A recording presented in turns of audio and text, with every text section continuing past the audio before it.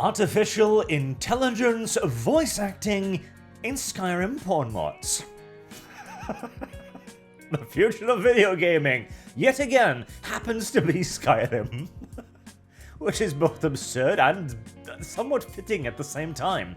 But this is more of an interesting moral question, and ethical, and perhaps even legalistic. So the reason why I want to talk about this is I firmly do believe that the topics of artificial intelligence in gaming, in movies, in TV, script writing, etc., legalistically speaking, all of this will become an enormous wing of legal, ethical, and moral thought. We will have to write volumes on all of this, and we will have to argue over this probably for the next 50-odd years before reaching anything that even vaguely resembles a consensus, in my opinion, as we have many different opinions around these things, and many of them are rooted in things that no longer really truly necessarily apply. So let's look at this, because this is a very interesting one.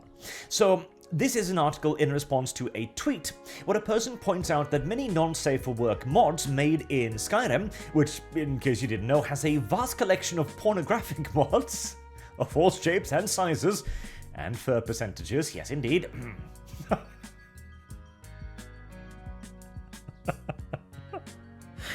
Again, the future of video gaming. Back on track again. Where they are now using voice actor voices. Well, actually, here's the thing, they're not using the voice actors' voices. This is where it gets complicated. Because you remember back in the day, people would make like voice actor packs where they would take lines voice actors say, and they would clip out individual words, and they'd kind of slot them together to try and make something that sounded like a sentence. And it would sound very off because it was different cadence, different tones, different deliveries, etc. And you just strung together these random haphazard words. Now with an AI, however, the AI can be taught to listen to the voice and then replicate the voice. The AI isn't copying the voice, it isn't the voice actor's voice anymore, it is a 100% artificial program that sounds like the voice actor's voice. Which raises some interesting questions. So, the primary backlash to this seems to be ethical, and not in a mix of ethical and moral. Like, a lot of people are saying, like, this is really disturbing, I don't want you to do this, I don't believe you have the right to use my voice, etc. But this one here is the most interesting. It is one thing to grab an actor's voice and make it say a silly meme. It is another to make them engage in sexual acts. Well, is it? Because this, of course, is a moral reaction. This is a, oh, you know, you made me say silly things. Well, that's funny, fun, but you can't make me moan erotically. Why?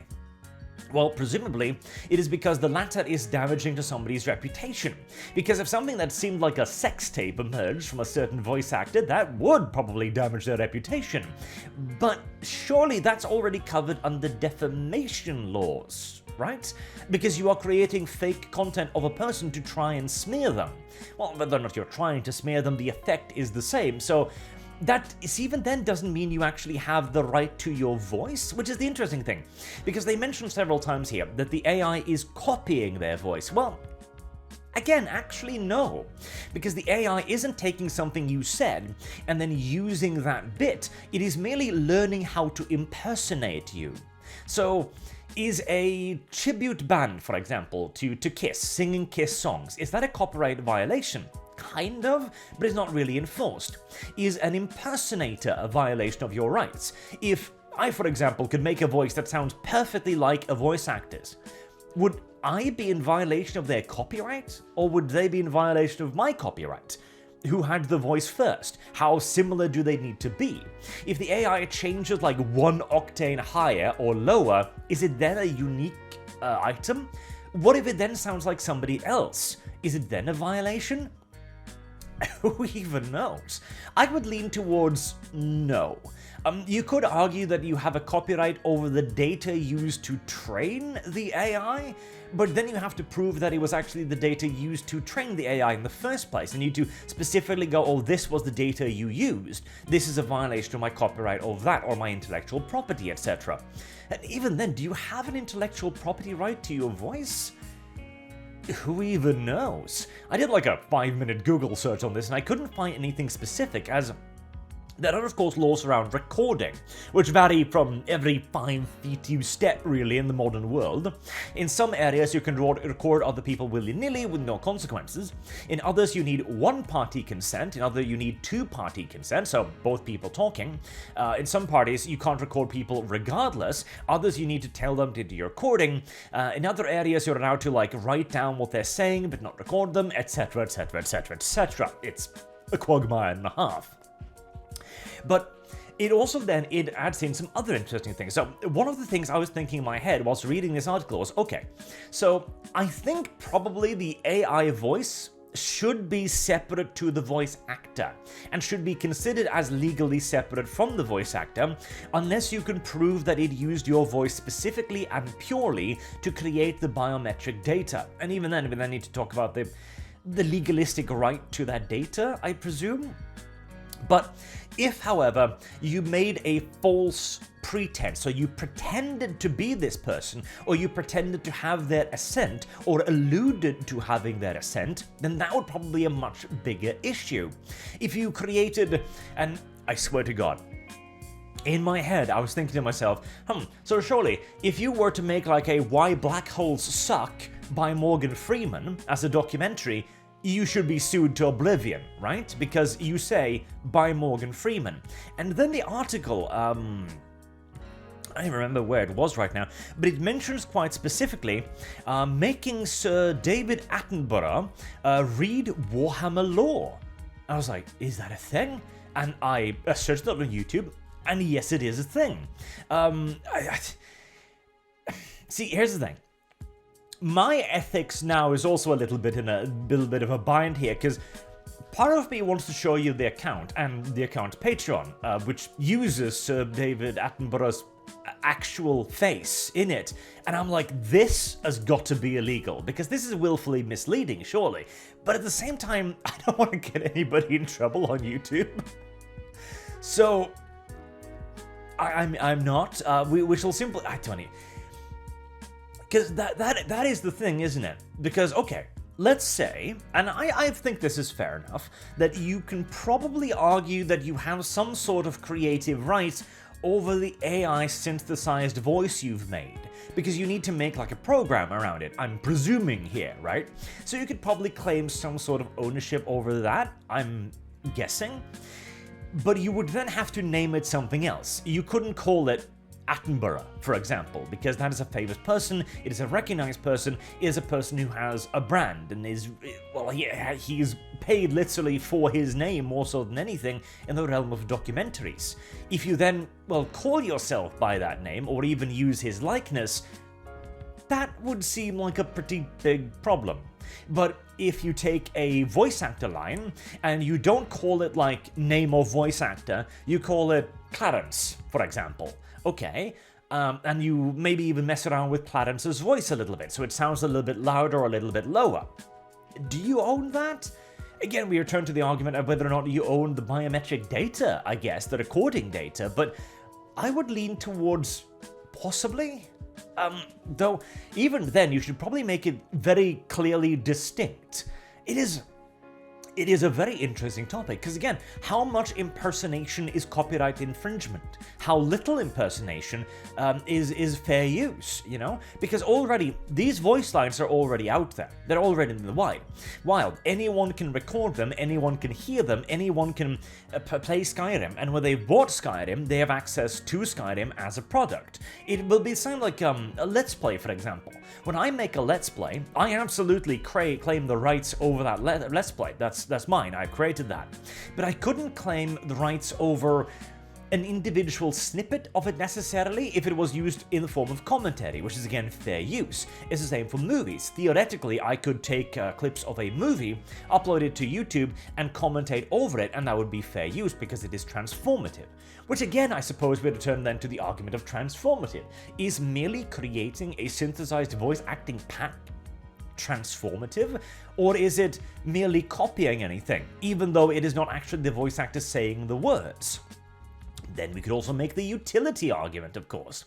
This will allow vastly improved modding experiences, because modders would actually have access to high-quality voice acting for very little cost.